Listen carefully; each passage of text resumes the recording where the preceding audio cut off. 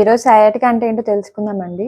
మన ఇంట్లో పెద్దవాళ్ళు చాలా మంది లో బ్యాక్ పెయిన్, అలాగే ఒక కాలులో ఎక్కువ నొప్పి రావడం, లేదా 2 కాళ్ళలో నొప్పి రావడం, చాలా మంటలు పుట్టడం, పాదం వరకు కూడా ఎక్స్‌టెండ్ అవ్వడం, ఈ పెయిన్ అనేది మనం చాలా మంది కంప్లెయింట్ చేస్తూ ఉంటారండి.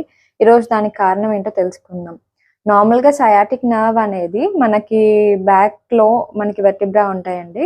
నడుం రీజియన్‌లో 5 లంబార్ వెర్టిబ్రా ఉంటాయి. అలాగే బటక్స్ రీజియన్‌లో 5 సాక్రల్ వెర్టిబ్రా ఉంటాయి. సయాటిక్ నర్వ్ అనేది ఈ L4, 5 అంటే లంబార్ వర్టిబ్రాలో లాస్ట్ 4, 5 వర్టిబ్రా, బటక్ రీజియన్ లో ఉన్న సాక్రల్ వర్టిబ్రాలో 1, 2, 3 వర్టిబ్రా, ఈ 5 నర్వ్ రూట్స్ కలిపి సయాటిక్ నర్వ్ అనేది ఫామ్ అవుతుంది.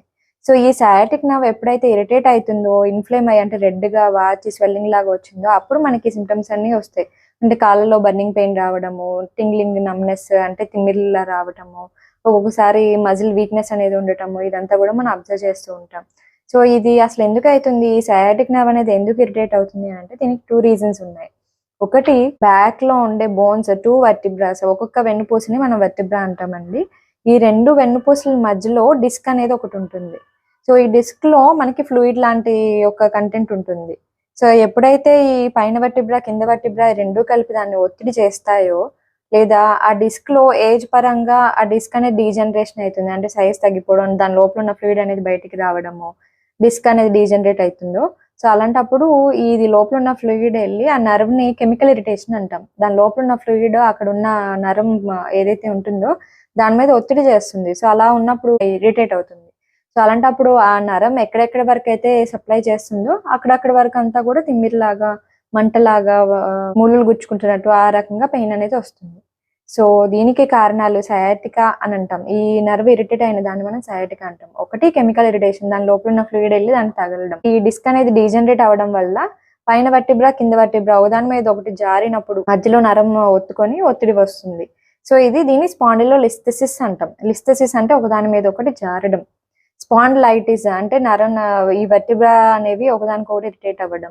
డిస్క్ బల్జ్ లేదా ప్రొట్రూషన్, ఈ డిస్క్ అనేది డీజనరేట్ అయ్యి బయటికి ప్రొట్రూడ్ అయినప్పుడు లేదా డీజనరేట్ అయినప్పుడు ఇలాంటప్పుడు సింటమ్స్ కనిపిస్తాయి. లేదు, ట్రామా, ఒకసారి ఎప్పుడైనా పడ్డారనుకోండి కింద బలంగా ఆ వెన్నుపూస మీద ఒత్తిడి పడినప్పుడు ఆ ట్రామా వల్ల కూడా నరం మీద ఒత్తిడి జరిగే ఛాన్సెస్ ఉంటాయి.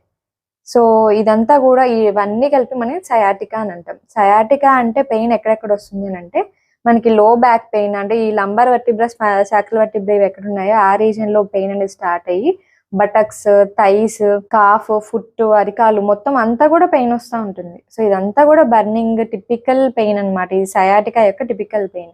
ఈ సయాటిక్ నర్వ్స్ అనేవి 2 సైడ్స్ ఉంటాయి. మన స్పైన్ కి లెఫ్ట్ ఉంటుంది, రైట్ ఉంటుంది. బట్ ఎప్పుడన్నా ఒక సైడ్ మాత్రమే ఈ ఇరిటేషన్, కెమికల్ ఇరిటేషన్ ఇలా జరిగింది అని అనుకోండి, అటు సైడ్ మాత్రమే పెయిన్ వస్తుంది, ఆపోజిట్ సైడ్ నార్మల్ గానే ఉంటుంది. లేదా మొత్తానికి డిస్క్ డీజనరేషన్ జరిగి మొత్తం టోటల్ గా ఒత్తిడి పడుతున్నప్పుడు అప్పుడు 2 సైడ్స్ పెయిన్ వస్తుంది. సో ఈ సయాటికా యూజువల్లీ చిన్న ఏజెస్ లో చూసే తక్కువ అండి. ఏజ్ పెరిగే కొద్దీ డీజనరేట్ అవుతుంటుంది డిస్క్, దానివల్ల ఎక్కువ మనం చూస్తూ ఉంటాం ఈ ఫీచర్స్ అనేది. ఈ సయాటికాలు ఎన్ని టైప్స్ ఉన్నాయంటే 2 టైప్స్ ఉన్నాయండి. ఒకటి హైపరాల్జెసియా అని అంటాం, ఇంకోటి పారాలైటిక్ అని అంటాం. హైపరాల్జెసియాలో ఏంటి అంటే మనకి ఎక్కువ పెయిన్ వస్తూ ఉంటుంది. ఇది యూజువల్లీ ఏంటి అంటే S1 నర్వ్ రూట్, అంటే మన సాక్రల్ ఈ బటక్స్ రీజన్ లో ఉన్న నర్వ్ రూట్ లో ఫస్ట్ నర్వ్ రూట్ దగ్గర ఇరిటేషన్ జరిగినప్పుడు లేదా కంప్రెషన్ జరిగినప్పుడు అప్పుడు ఈ పెయిన్ వస్తుంది. దీంట్లో ఏంటంటే ఎక్కువగా పెయిన్ రావడం, తిమ్మిర్లు, నమ్నెస్ ఇవన్నీ రావడము అనేది ఉంటుంది. అండ్ సెకండ్ టైప్ ఏంటంటే పారాలైటిక్. దీంట్లో ఏంటంటే ఒత్తిడి చాలా ఎక్కువ ఉన్నప్పుడు ఈ మజిల్ లో వీక్నెస్ రావడము, లేకపోతే ఫుట్ డ్రాప్ అని అంటాం, అంటే ఈ మజిల్ సపోర్ట్ లేకపోవడం మూలాన, ఈ నర్వ్ మీద ప్రెషర్ ఎక్కువ పడటం మూలాన ఈ టోస్ ఏవైతే ఉన్నాయో అవి కిందకి మాత్రమే ఉంటాయి. టోస్ మనం పైకి లేపి నడవాలి కదా, పాదం పైకి నడవాలి కదా. So front part of the foot లో మనకి సపోర్ట్ రాదు, దాన్ని పైకి లిఫ్ట్ చేయలేము, ఇలాగా డ్రాగ్ చేసి ఈడ్చుకుంటూ నడవాల్సిన సిచ్యువేషన్ వస్తుంది. సో ఇది సివియర్ కంప్రెషన్ ఉన్నప్పుడు మనం చూస్తాం యూజువల్లీ. అండ్ దీంట్లో ఏంటంటే మోటార్ వీక్నెస్, మజిల్ లో స్ట్రెంగ్త్ అనేది తగ్గిపోవడము, వీక్నెస్ రావడం, ఇవన్నీ కూడా మనం చూస్తాం. పారాలైటిక్ సయాటికా అనేది ఇది యూజువల్లీ L5 వర్టిబ్రా దగ్గర ఉండే నర్వ్ రూట్ లో ఇరిటేషన్ జరిగితే వస్తుందండి. యూజువల్లీ సయాటికానా కాదా ఇది అని ఎలా తెలుస్తుంది అని అంటే మనకి ఎక్స్రేలో పెద్దగా ఏం తెలియదండి. ఎక్స్రేలో చూస్తే నార్మల్ గానే అనిపించదు. And MRI the best choice అని చెప్తామండి. ఎంఆర్ఐ ఎందుకు అని అంటే అక్కడ ఉన్న సాఫ్ట్ టిష్యూ మీద ఉన్న ఇరిటేషన్, ఎక్కడెక్కడ నర్వ్ రూట్స్ ఇన్వాల్వ్ అయి ఉన్నాయి, అది కాకుండా ఇంకా డిస్క్ లో కానీ వర్టిబ్రాలో కానీ స్పైనల్ కార్డ్ లో కానీ ఎక్కడన్నా ఏమైనా ప్రాబ్లమ్స్ ఉన్నాయా ఇవన్నీ కూడా తెలుస్తాయి మనకి. ఇంకా అది కాకుండా సిటీ స్కాన్ లో ఏంటంటే ఇలా డిస్క్ ఒకదాని మీద ఒకటి జారడం కానీ లేకపోతే డిస్క్ ప్రాబ్లమ్స్ కానీ బోన్ స్ట్రక్చర్స్ లో ఏమైనా డిఫార్మిటీస్ ఉన్నా అవన్నీ మనకు తెలుస్తాయి. అది కాకుండా నర్వ్ కండక్షన్ స్టడీస్ చేసుకోవచ్చు. దీనికి ట్రీట్మెంట్ ఏంటి, అసలు సయాటికాకి ట్రీట్మెంట్ ఆప్షన్స్ లేవా, ఇంటి దగ్గర మనం ఏమన్నా చేసుకోగలమా, ప్రతిదానికి టాబ్లెట్స్ తీసుకోవాలంటే బేసిక్ గా కొన్ని మనకి పెయిన్ తగ్గించడానికి కొన్ని మెజర్స్ అయితే చేయొచ్చు, కానీ ప్లెయిన్ అయితే కంప్లీట్ గా ట్రీట్మెంట్ తీసుకోవాల్సిందేనండి పెయిన్ కోసం. బట్ ఇంట్లో ఏమేమి మెజర్స్ చేయొచ్చు, టెంపరీ రిలీఫ్ కోసం ఏం చేయొచ్చు అని అంటే, మనం నార్మల్ గా సిట్టింగ్ లో ఉన్నప్పుడు ఏమవుతుంది, మనం కూర్చున్నప్పుడు మన బరువు అంతా కూడా స్పైన్ మీద పడుతుంది. అలా కూర్చున్నప్పుడు స్పైన్ మీద పడినప్పుడు ఒకదానికి ఒక వెర్టిబ్రా ఇంకొక వెర్టిబ్రా రెండు రాసుకుని మనకి పెయిన్ అనేది ఎక్కువ అవుతుంది. అలాగే నుంచున్నప్పుడు కూడా మన వెయిట్ అంతా మాక్సిమం బటక్స్ మీద లేదా ఫుట్ మీద పడుతుంది. సో అప్పుడు కూడా అంతే, ఒక వెర్టిబ్రా ఇంకో వెర్టిబ్రా రెండు దగ్గరికి అవడం మూలన నరం మీద ఒత్తిడి కలుగుతుంది. సో అది తగ్గించడానికి ఏం చేయాలంటే మాక్సిమం టైం అనేది బెడ్ రెస్ట్ తీసుకోవడానికి ట్రై చేయాలండి. అండ్ మనం పడుకునే మ్యాట్రెస్ కూడా ఏదైతే ఉందో అంటే పరుపు ఏదైతే ఉందో అది కూడా బాగా సాఫ్ట్గా ఉండకూడదండి. బాగా సాఫ్ట్గా ఉన్నప్పుడు ఏమైతుంది, మనం స్ట్రైట్ గా పడుకున్నప్పుడు లోపలికి ప్రెస్ అయిపోతుంది, అంటే లోపలికి దిగిపోతుంది. అలా దిగిపోయినప్పుడు ఏమైతుంది, వెర్టిబ్రాలు రెండు కూడా ఒక దగ్గరికి వచ్చేస్తాయి.